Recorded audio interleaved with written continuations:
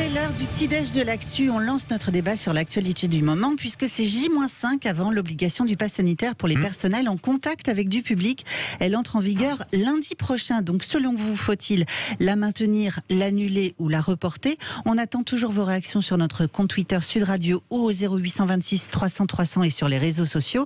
Et d'ailleurs, pour l'instant, le pourcentage est assez unanime. 91% l'annuler, 7% la maintenir et 2 petits pourcents la reporter.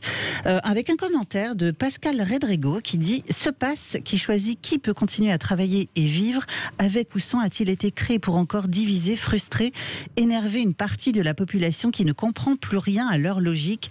Quelle stratégie se cache derrière ce semblant d'amateurisme ?» Pour parler on va essayer de répondre à ces questions avec nos invités. Tout ça avec nos invités, Samuel Sett, président de la CPME Occitanie et de la CPME Haute-Garonne, et Benjamin Amar, porte-parole de la CGT Val-de-Marne. Bonjour à vous deux. Bonjour messieurs. Bonjour. Et merci d'être avec nous et avec nos auditeurs pour débattre de cette question-là sur Sud Radio. Déjà, petite question à vous deux. Si vous aviez le pouvoir de changer les choses, voilà, vous avez ce grand pouvoir ce matin, cette obligation du pass sanitaire au tronc-toutes pour certains employés, vous la maintenez, vous l'annulez ou vous la reportez? Benjamin Amar pour commencer. Écoutez, moi je suis un grand amateur de Tolkien et donc si j'avais ce pouvoir-là, je ferais comme Gandalf face au Balrog. Je dirais "You should not pass". Voilà. Et j'abrogerais immédiatement cette réforme scélérate. Immédiatement. Voilà. En tout cas, c'est clair. Samuel Sett, vous faites quoi? Annulation, maintien, report, une préférence? En l'état actuel des choses, je m'alignerai sur le collègue de la CGT et je pense qu'il y a des applications qui sont intenables pour nous. Et en effet, en l'état actuel des choses et vu la situation, nous ferions la même chose. Alors on va développer justement sur chacun d'entre vous cet avis que vous avez pour le coup sur cette mesure-là. Benjamin Amar, déjà, pourquoi vous êtes farouchement opposé, on l'a compris, à cette obligation du pass sanitaire pour les employés en contact avec du public? Alors, la première raison, bien évidemment, c'est que vous savez, la CGT est très claire, elle est favorable à la vaccination, elle l'a toujours dit, elle l'a répété, mais avec un axe finalement à directeur qui consiste à convaincre et non pas à contraindre. C'est-à-dire qu'on a un problème de santé publique et dans un problème de santé publique, on fait une campagne de prévention, d'information, on fait de la pédagogie et les efforts là-dessus ont été très faibles. Je rappelle que l'ouverture du vaccin pour tout le monde, c'était le 31 mai. Voilà. Et très rapidement, on est passé à ce discours de contrainte, d'intimidation, etc. Et c'est une erreur. C'est une erreur. Il faut continuer à convaincre et non pas à contraindre. Ensuite, ce gouvernement a cette fâcheuse tendance à considérer le Code du travail comme un paillasson. Voilà. Et je voudrais m'arrêter quelques instants pour expliquer, vous voyez, donner un conseil aux employeurs. Je pense que le dirigeant, le responsable de la CPME ne me contredira pas. Samuel Sett vous écoute. Mais on le fera réagir dans un instant. En l'occurrence, cette loi est un véritable traquenard pour les employeurs. Hein, c'est un traquenard. Et il faut faire une petite étude, je pense que les organisations patronales l'ont faite, du contenu juridique. L'obligation qui est faite aux employeurs consiste et ils seraient sanctionnés s'ils ne le faisaient pas, à contrôler le respect de l'obligation vaccinale et non pas à sanctionner. Et non pas à sanctionner. Et parce que sanctionner un salarié, l'interroger même sur son état de santé, est formellement interdit par le Code du travail. C'est l'article 1132.1. Donc, autrement dit, un employeur qui sanctionnerait et suspendre le contrat de travail et suspendre la rémunération, c'est une sanction, serait effectivement confronté à des peines lourdes parce que ça s'assimilerait à du harcèlement et le harcèlement est un des rares cas où il n'y a aucun plafonnement des indemnités prud'homales. Voilà. Donc ça, je vais vous dire un truc, le gouvernement il fait de la communication, il fait de la politique politicienne, il se met dans une position de matamore qui est unique en Europe, eh bien, sauf qu'une fois qu'il y aurait des employeurs qui suivraient cela, on se donne rendez-vous dans 18 mois devant les prud'hommes. Et là, les employeurs se retrouveront une main devant, une main derrière. Parce que nous, on ne laissera pas passer. Hein. C'est clair et net. Oui. La CGT, elle est vent debout là-dessus. Elle fera de la mobilisation et elle fera également de l'activité judiciaire auprès des salariés, en communiquant, en disant attention, si quelqu'un s'amuse à vous sanctionner là-dessus, on va directement au prud'homme. Voilà. Samuel Sett, vous avez entendu. Alors, il vous met un peu la pression, hein, clairement. Là, en l'occurrence, Benjamin Amar. On a l'impression d'un côté, il y a cette tension, cette pression mise par les syndicats. De l'autre, la pression de la loi qui a été votée et du gouvernement qui a pris cette décision.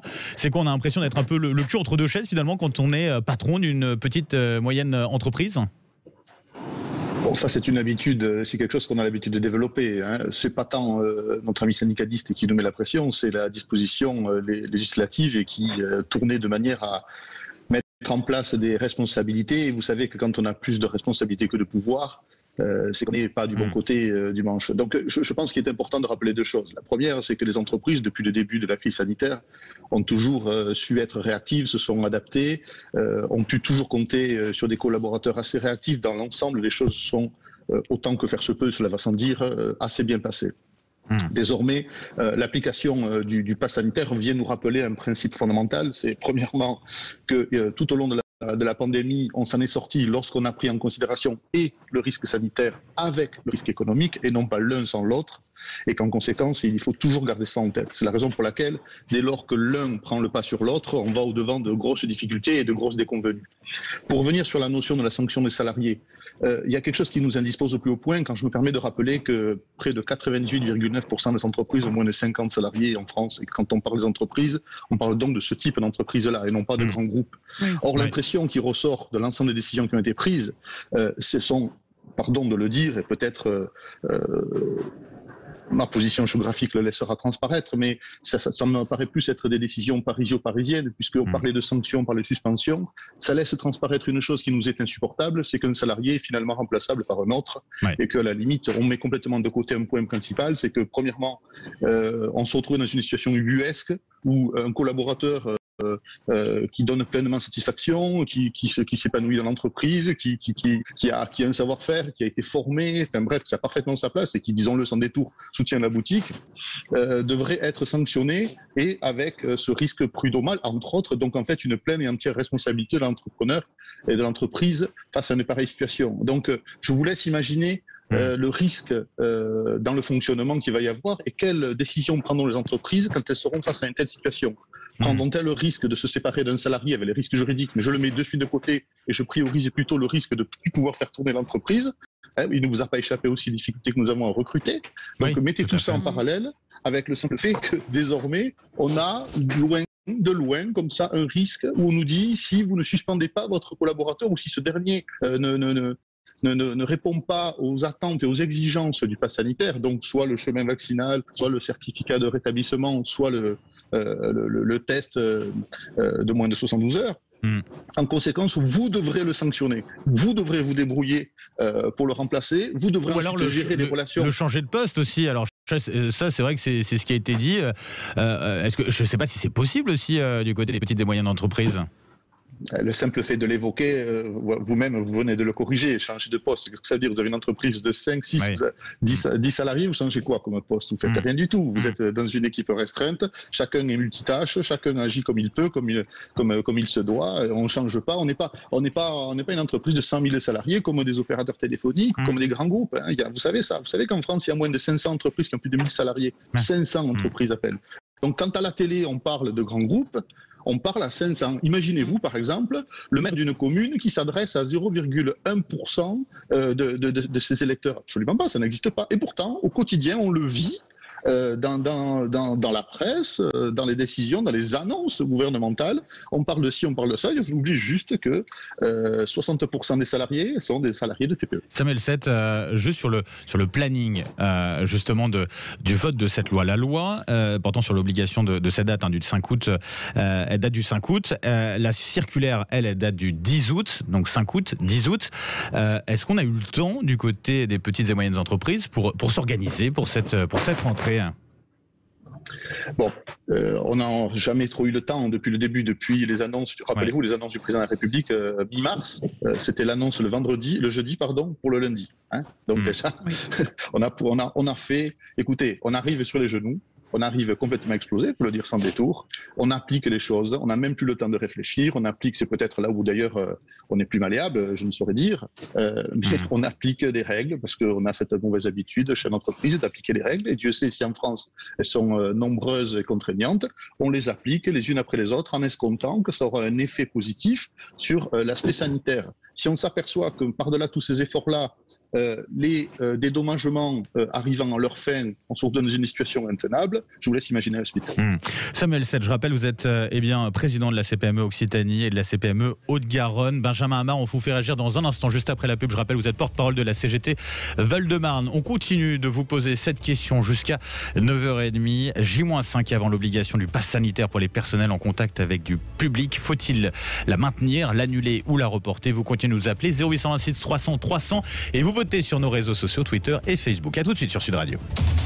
Sud Radio, le grand matin, été 6h-10h.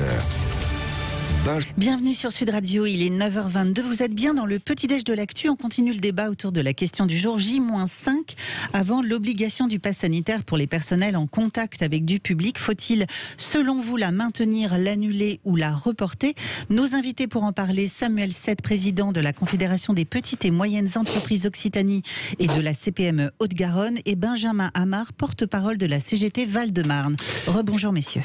Et on poursuit ce débat effectivement avec vous, avec nos auditeurs qui sont nombreux au standard. Vous inquiétez pas, on sera avec vous dans un instant, notamment je pense à Olivier et Bruno qui nous ont appelé il y a quelques instants. Déjà Benjamin Amar, vous avez entendu justement ce que disait à l'instant Samuel Sett. Je voudrais revenir aussi sur la question des conséquences très concrètes de cette obligation à avoir le pass sanitaire pour ces différents personnels en contact avec du public. Est-ce qu'on peut aller jusqu'à parler d'une forme de discrimination à l'embauche et de discrimination même entre salariés? Alors, je vous l'ai dit tout à l'heure dans mon propos, dans mon propos introductif, le fait effectivement de sanctionner un salarié sur son état de santé sera assimilable à une forme de discrimination. Et je vous l'ai dit, c'est effectivement typiquement un des très rares cas où il n'y a pas de plafonnement des indemnités prud'homales. C'est pour ça que je vous ai dit que le cas échéant, un employeur qui rentrerait, qui effectivement ferait ce que le gouvernement attend de lui, s'exposerait à des condamnations lourdes. Donc, moi, j'ai écouté ce qu'a dit effectivement le responsable de la CPME et je salue ses propos. Et de manière générale, si les organisations syndicales et les organisations patronales, sur ce point précis, tiennent le même discours, on aura la possibilité de faire de cette mesure une usine à gaz. Bon, ça ne sera pas la première usine à gaz de la Macronie, loin s'en faut, mais au moins, on viderait effectivement de son sens cette mesure qui n'a, de mon point de vue, qu'un seul but, c'est donner à Emmanuel Macron le rôle, effectivement, de quelqu'un qui prend les choses en main, alors qu'en réalité, depuis le début de la pandémie, on pourrait faire l'inventaire à la Prévert de tous les dysfonctionnements, de toutes les contradictions, de la manière dont il a géré, effectivement, cette crise. Et donc, moi, je pense clairement que ce qu'il faut maintenant, alors, il y a eu la période estivale, ça n'a pas été simple, il faut mettre le paquet, la communication, chacun dans son rôle et dans sa compétence, nous c'est vis-à-vis des salariés, pour expliquer clairement ce qu'il faut faire. Et juste ce que vient de dire le responsable de la CPME, je pense que les organisations patronales seraient effectivement bien avisées d'expliquer aux entreprises que surtout il ne faut rien faire. Surtout il ne faut pas sanctionner un salarié au motif qu'il ne serait pas vacciné. Alors c'est surprenant ce que vous dites aussi Benjamin Amar, puisque on a l'impression aussi qu'avec cette mesure, tout est fait pour justement qu'on aille au conflit entre patrons et salariés, entre patronat et syndicat. Là, ce que vous nous dites, en fait, on peut se retrouver finalement entre les deux. On peut retrouver finalement une forme d'unité finalement entre les deux côtés. Alors attention, moi je suis comment dire, à la CGT. Je vous dis un petit peu, mais bon. Oui, bien sûr. On va être très clair. Moi, le syndicalisme que je porte, c'est le syndicalisme de lutte de classe. Mais là, en l'espèce, effectivement, nous avons, à mon avis, intérêt à dire la même chose. Parce que là, c'est vraiment de l'énergie qui serait utilisée pour rien. C'est-à-dire que nous, on a autre chose à faire qu'aller attaquer les employeurs sur une question d'obligation vaccinale. Il y a des intérêts économiques derrière, il y a la volonté de faire augmenter les salaires, d'améliorer les conditions de travail, etc., etc. Et là, effectivement, je pense qu'on a tout intérêt à pointer l'irresponsabilité du gouvernement et effectivement, de cette manière. On a perdu Benjamin Amar, on va essayer de le retrouver. En attendant, Samuel Sett... Vous m'entendez ? Oui, on vous a retrouvé, Benjamin. D'accord, pardon. Je croyais qu'il y avait un problème. Et donc, effectivement, à pointer l'irresponsabilité du gouvernement pour, encore une fois, faire de cette mesure une coquille vide. Samuel 7, vous avez entendu à l'instant à Benjamin Hamar sur la notion de sanctionner les salariés qui ne respecteraient pas le pass sanitaire. On pense donc à la suspension de contrat, suspension immédiate du salaire. C'est quoi finalement le discours de la CPME ? Comme vous l'avez à très juste titre dit tout à l'heure, nous sommes le cul entre deux chaises. C'est-à-dire que d'une part, nous sommes tenus, et sous peine de grosses sanctions au respect de la loi, ma foi c'est une rare banalité, mais c'est bien de le rappeler, et d'autre part à maintenir ce qui fait l'essor de nos entreprises, qui, je me permets de le rappeler, c'est de vendre des biens ou des services accompagnés de collaborateurs orientés dans une même démarche. Et puis donc, une fois que le 15 novembre, ou plus tard d'ailleurs, ce pass sanitaire sera terminé, une fois que la crise sanitaire sera passée, nous resterons avec l'ensemble de nos collaborateurs à gérer ensuite les relations dégradées que par la loi, le gouvernement nous aura obligés à appliquer. Donc c'est ce que je vous disais tout à l'heure, retenez bien une chose, quelle décision va prendre un petit patron, ou une petite patronne en l'occurrence, quelle décision va-t-elle prendre ? Va-t-elle respecter stricto sensu les obligations mentionnées dans la loi et, comme vous dites, sanctionner ses collaborateurs au risque de prendre des risques juridiques, des risques relationnels, sociétaux avec ses équipes, ou bien va-t-elle prendre le risque de maintenir envers et contre tous ces relations-là et cette stabilité d'entreprise? Et Dieu sait si nous sommes passés par des périodes où nous avons besoin de stabilité, au risque de prendre des sanctions prévues par la loi. Donc on est dans une position tout simplement intenable. Contrairement à ce que dit le collègue CGT, je ne pense pas, en plus je suis dans mon rôle de syndicaliste patronal, je ne fais pas de politique, je dis simplement que je ne pense pas que le gouvernement ait agi dans une volonté, comme vous l'avez précisé d'ailleurs tout à l'heure, d'opposer employeurs et salariés. Je dis simplement qu'il a agi une fois de plus avec ce qu'il sait faire, par grande masse et par méconnaissance du tissu économique de son pays, tout simplement.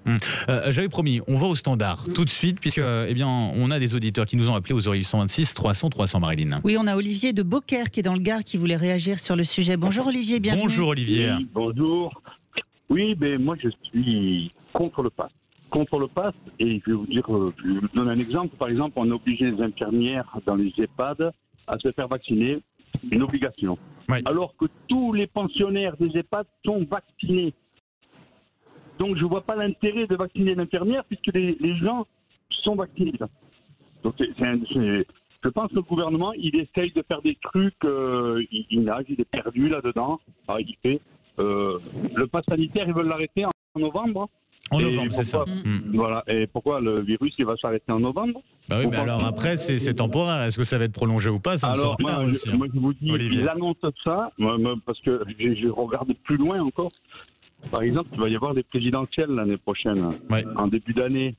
Le candidat qui dira la vaccination n'est plus obligatoire et le pass n'est plus obligatoire, je pense qu'il a des grandes chances d'être élu. Bon, en tout cas, merci beaucoup Olivier. Et puis c'est l'occasion de rappeler aussi que c'est vrai que pour les personnels qui sont en contact avec du public, pas tout le monde n'aura l'obligation de ce pass sanitaire. On parlait notamment, on avait un auditeur qui nous parlait aussi des enseignants, notamment. Là-dessus, je pourrais réagir. Oui, allez-y, Benjamin Hamar.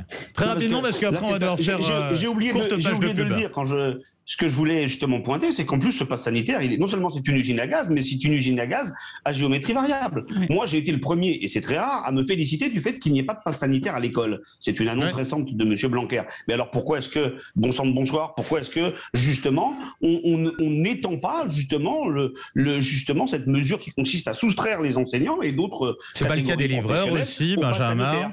Oui, c'est tout le monde. C'est pas le cas aussi du personnel dans les cantines professionnelles.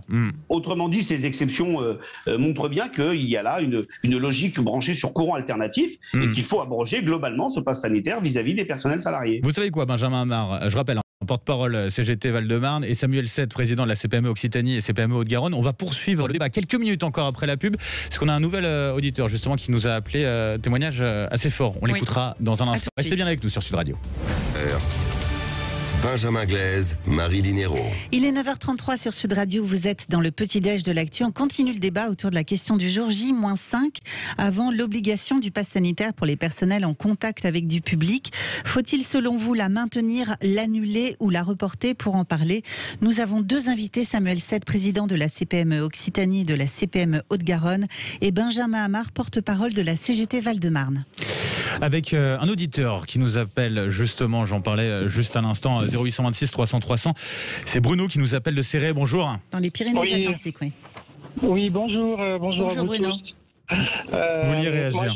Oui, je vais être très concis parce que moi je suis restaurateur actuellement sur Céret, un restaurant qui est ouvert à l'année, et à partir du 1er septembre, je me vois contraint de fermer mon établissement pour peut-être une durée de 6 mois. Les raisons sont simples, c'est que j'ai aujourd'hui des CDD sur lesquels je souhaitais transformer en CDI. Ces personnes ne souhaitent pas se faire vacciner. Donc, leur contrat s'arrêtait le 29 août, juste un jour avant le 30 août, on va dire. J'ai une personne en CDI qui est une jeune femme qui souhaite avoir un enfant. Donc, elle me dit, je ne prends pas le risque aujourd'hui de me faire vacciner. Donc, je demande à quitter l'entreprise. Je ne sais pas ce que je pourrais transmettre à mon enfant. Donc, je ne prends pas ce risque. Donc, je me retrouve avec une personne en cuisine encore en moins. Et les personnes, toute mon équipe aujourd'hui va s'arrêter au 29 août. Et je n'ai jamais vécu ça. Je me dis, mais où on va tout simplement par rapport à ce problème de vaccination. Et là, on se dit, mais dans quel monde on est, quoi? Bruno, merci beaucoup pour votre témoignage. Beaucoup. Surtout bon courage pour la suite, Bruno, de Céret dans les Pyrénées-Orientales. Merci en tout cas d'avoir partagé ce que vous vivez. Et effectivement, je le redis, bon courage, c'est important pour la suite. Vous l'avez entendu, Samuel Sett, le témoignage de notre auditeur, Bruno. Vous en avez beaucoup, justement, bien des patrons d'entreprise comme ça, en restauration ou ailleurs, qui sont dans ces situations-là aujourd'hui? Oui, on doit, je l'ai dit déjà, faire face à des difficultés de recrutement et de monter en compétences. Ça, c'est un premier sujet. Et donc, tout ce qui attente à la possibilité de pouvoir recruter pour les contraintes sanitaires est un problème.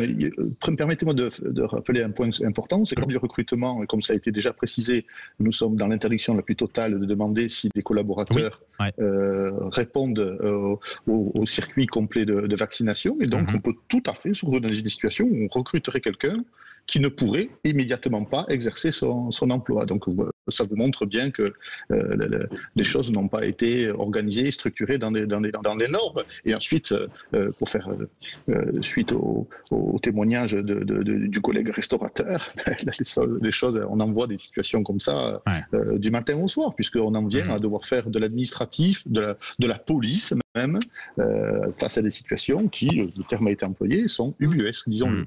Dernière question, peut-être Benjamin Amar. Alors, je ne sais pas si vous le savez, mais sur les tests PCR antigéniques qui vont devenir payants, qui va payer? C'est l'employeur ou l'employé? On le sait déjà ou pas? Pour ce pass sanitaire. Là, pour le coup, moi, je n'ai pas d'informations précises là-dessus. Samuel Sett, vous savez déjà? Ça n'a pas été encore statué, mais les discussions sont assez tendues sur le sujet pour des raisons que tout le monde comprendra, puisque de part et d'autre, chacun considère qu'il n'a pas à prendre en compte une charge qui est imposée par l'État. C'est les mêmes éléments que j'avais, on ne sait pas. Et ben voilà, c'est quand on parle de zone de flou à 5 jours, effectivement, là c'est malheureusement un triste et bel exemple. Merci beaucoup en tout cas pour la qualité de ce débat. Benjamin Amar, porte-parole de la CGT Val-de-Marne, je le rappelle, merci d'avoir été avec nous. Merci également Samuel Sett, président de la CPME, la Confédération des petites et moyennes entreprises en Occitanie, CPME aussi Haute-Garonne. Je vous souhaite une belle journée, bon courage à vous. Et puis merci encore une fois d'avoir été avec nous pour débattre avec nos auditeurs sur Sud Radio. On clôture, Marie-Line, le vote de notre question du jour sur Twitter. On rappelle la question et le résultat final. J-5, l'obligation du pass sanitaire pour les personnels en contact avec du public. Faut-il selon vous la maintenir, l'annuler ou la reporter? Résultat des votes, l'annuler à 91%, la maintenir 7% et la reporter un petit 2%. Avec un petit commentaire peut-être, Marie-Line? Oui, j'en avais un pas mal. Alors, la moule rieuse dit ils auront réussi à inventer le personnel non essentiel. Oui, c'est vrai, notamment on le disait tout à l'heure, ceux qui auront besoin de ce pass sanitaire, notamment on pense aux serveurs par exemple, et ceux qui n'auront pas besoin, là on pense aux livreurs notamment. Oui, effectivement.